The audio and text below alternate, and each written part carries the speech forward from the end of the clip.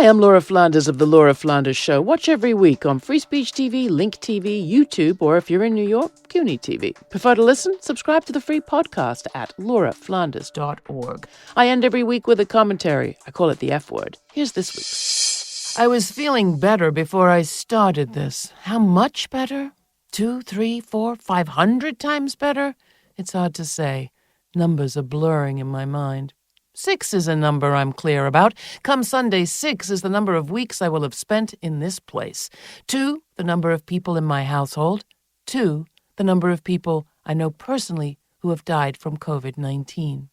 2 hours old, the official death toll I read this morning. 14 in the rural county where I'm staying. 11,267 in my city, New York. 15,302 in my state. 48,201 this country. 185,494 dead and counted so far across the world. 2.75 million. That's the number of cases worldwide as of this morning. Million, I always have to check, is 2 groups of 3 zeros. So 1 million is 1,000,000. 20 million, the number of Americans currently officially unemployed, requires an extra zero. $400 to $500 million is what our deadly president claims the U.S. is contributing to the World Health Organization every year, the contribution he says he wants to end.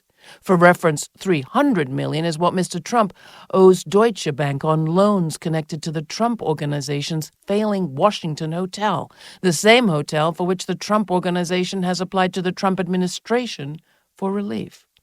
The World Health Organization's budget is in the billions, about $2.4 billion to be exact. To save $1 billion, I've heard I'd have to save $100 a day for more than 27,000 years, or 304 generations.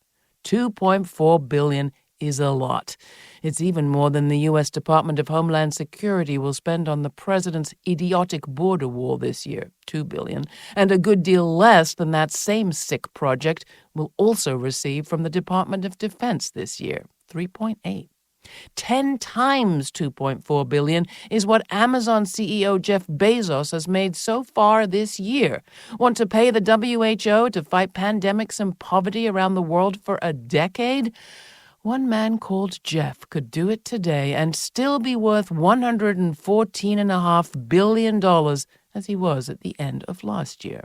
That's 2,4,0,0,0,0,0,0,0 in just 3 months.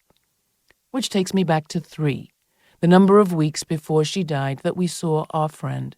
64, the years since her birth that at least that many of us were celebrating.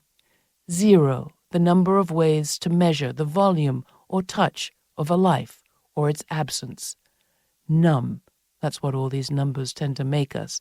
But we better snap out of it because one thing's for sure, our days and the days of living with math like this are numbered.